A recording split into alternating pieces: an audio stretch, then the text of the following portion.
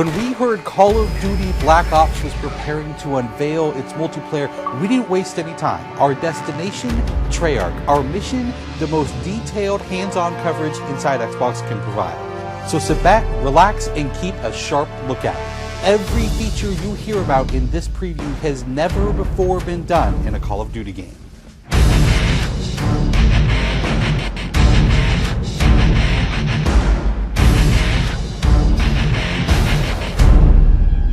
We begin where the multiplayer trailer for Black Ops left off, with theater mode.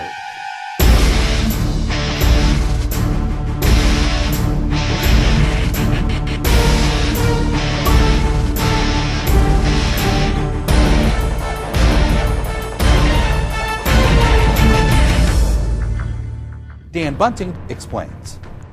You can switch the camera from any player's perspective in both first person and third person.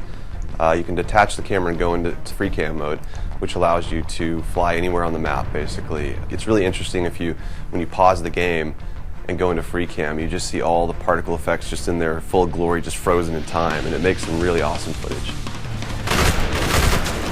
We really want to give players the tools to be creative, make their own machinima, make their own highlight reels. Maybe they're really competitive clans that want to just capture the films from their matches and then go back and analyze what the other team did or whatever. Also brand new to Call of Duty is Black Ops' new currency system. We put the currency system into Black Ops multiplayer principally because we felt like it'd be a very interesting way to engage with all the unlocks that you've been getting. So one of the things that's really fun about currency is instead of being specifically told at a specific level what you're going to get, we're unlocking features by level, but then once the feature is unlocked, you can purchase any component of that feature with the currency directly.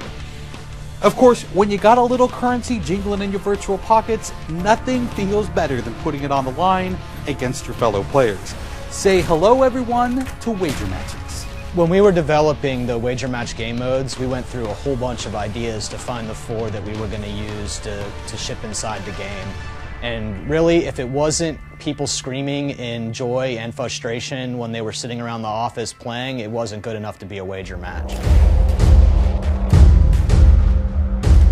Wager matches are all free-for-all modes, and they exist separately from the standard playlist. They include game modes like Gun Game, where you're in a race to score a kill with 20 different weapons, beginning with pistols and advancing through ever more explosive weaponry. It's extremely rewarding for us as a design team to put something up there that people are reacting to really well and it's slightly different than what they get, and everyone loves the core game, and you have to be very careful when you're finessing the core mechanics of the game. But wager matches let us kind of get our creativity flowing and do some things that you're not normally used to, and then spin them up in unique ways and combine things in ways that you haven't seen before, that you never really thought of, and that wouldn't be appropriate for the core game but are completely appropriate for wager matches. While the classic Call of Duty challenge system is still very much in place, Black Ops is also adding a new feature called contracts. Right, so if you're using the contract system, you actually have to put up a little of your own currency in order for a bigger payday. And depending on the contract, some contracts pay XP, some pay more currency, some pay both. But they're all time limited, and it's game time limited, so you have to go to work to accomplish that contract within the time period in order to get paid. It's different from the challenges, in so much that the challenges some players like to use very aggressively, and they map out their path through the challenge system in order to maximize their XP gains in order to level faster. And then a whole nother set of players uses the challenges sort of passively. They're there, when you get them they feel good, but contracts gives you a way to directly engage with the content inside the game. It says, hey, I'm an SMG guy, I want SMG based contracts, I'm going to chase my contracts and I'm going to get paid. And that's fun. Another focus for Black Ops is player customization, including things like unlockable face paint, unique perk-specific character models, and a whole lot of weapon customization.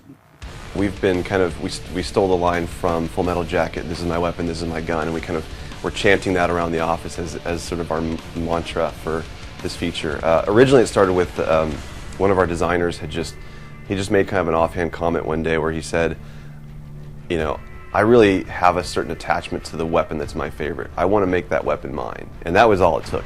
So from there it was just, what are the things that are cool? It's like, put your clan tag on your gun, of course. And we've got, the emblem editor by itself is an element of creativity for players.